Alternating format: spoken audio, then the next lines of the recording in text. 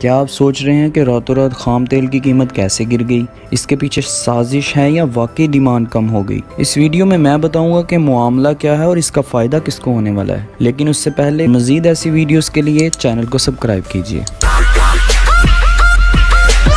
آج کا ٹرینڈ ہے WTI آئل کی قیمتوں میں منفی سطح، اور اس کے ساتھ ہی سوچ یہ آتی ہے کہ امریکہ جو سپر پاور ہے، جو کئی سالوں کی پلاننگ کر کے چلتے ہیں، وہ کیسے نقصان اٹھانے لگے۔ یہاں آپ کو پتا چلتا ہے کہ امریکہ ایک کی ٹارگٹ تھا کئی سالوں سے، جس کی بیس تھی اسرائیل، اور اب وہ وقت آ گیا ہے کہ اسرائیل نے اپنے آپ کو اتنا مضبوط کر لیا ہے کہ اب اس کو امریکہ کی ضرورت نہیں۔ جی دوستو، اگر ہم پچھلے کچھ دنوں کے ٹرینڈ کے ڈاٹس کو آپس میں ملائیں تو حقیقت کا کچھ اندازہ آپ خود لگا سکتے ہیں۔ دوستو، اسرائیل جو 1922 کے بعد سے اپنی عروج کی پلاننگ میں لگا ہے، اب اس کا شو ٹائم آ چکا ہے۔ پہلے یہودیوں نے اپنے آپ کو اکٹھا کر کے اپنی ریاست قائم کی، کیونکہ صدیوں انہوں نے پوری دنیا کی ہر ایک جگہ سے مار کھائی ہے۔ تو امریکہ کے ساتھ مل کر پہلے فلسطین پر قبضہ کیا، اور پھر اپنی ریاست قائم کرنے کے بعد انہوں نے تیاری کی پوری دنیا پر قابض ہونے کی، اور اس نے امریکہ کو استعمال کر کے تمام اسلامی ممالک کی اکانومی وار سے مار کر قبضہ کیا، تاکہ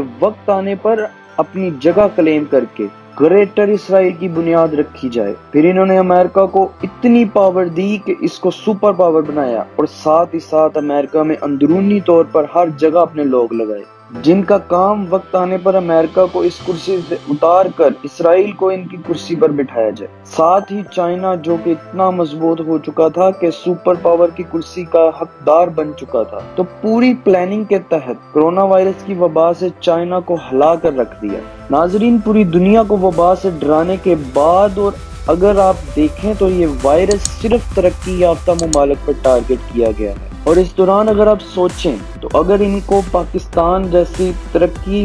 پذیر ممالک کو نیچے گرانا ہوتا تو ان کے لیے کوئی بڑی بات نہیں تھی، تاکہ ان کو منہ کے بل گرا کر اسرائیل سپر پاور کی کرسی پر بیٹھ سکے۔ اور یاد رہے کہ یہ سب اس وقت اس لیے کیا جا رہا ہے کہ 2023 میں ترکی کا معاہدہ ختم ہو جائے گا، اور پھر اسلامک بلاک بن جائے گا، اور پھر اسلامک بلاک بن جانے سے گریٹر اسرائیل کا یہودی خواب ادھورا رہ جائے گا۔ اس لیے دوستو، ایک کے بعد ایک ایسے واقعات دیکھنے کو مل رہے ہیں، پہلے کرونا وائرس، پھر پوری دنیا کی اکانومی ختم، پھر خام تیل کی قیمتوں میں ایسی کمی کہ عرب، جن کا دار و مدار صرف تیل پر ہے، وہ بھی ختم ہو جائیں، اور امریکہ جو کچھ مہینہ پہلے سپر پاور، اور آج وہاں ضروریات زندگی کی سہولیات ختم، اور بے شمار اموات کے بعد اب ان کی اکانومی کو ایک جھٹکا دیا گیا۔ کچھ دن پہلے آپ کو یاد ہو تو سعودیہ میں خانہ جنگی کی صورتحال کی وجہ سے امریکہ کے خلاف سعودی فرمانروا بھی اکٹھے کھڑے ہو گئے، اور امریکہ کو نیچے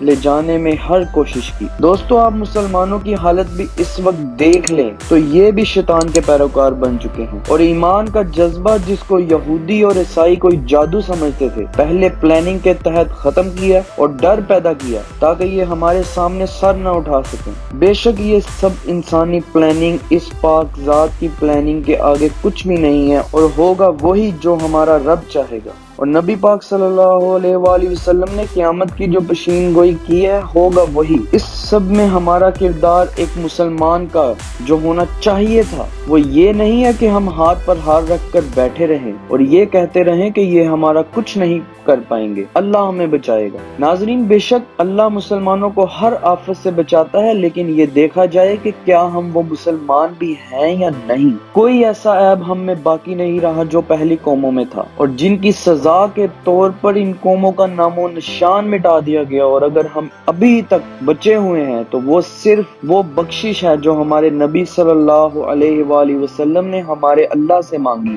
ورنہ ہم کب کے اس صفحہ ہستی سے مٹ چکے ہوتے۔ یہی وقت ہے سوچنے کا، اور اپنے آپ کو راہ راست پر لانے کا، اور اپنے رب سے پناہ مانگنے کا۔ دوستو، ہمیں اپنے کردار کو پہچاننا ہے، اور ان صلیبی اور یہودی طاقتوں سے ڈرے بغیر، اپنی جان کی پرواہ کیے بغیر ان طاقتوں کو منہ توڑ جواب دینا ہوگا۔ اسی میں اصلاح اور بخشش ہے رب کی طرف سے۔ والسلام ورحمۃ اللہ۔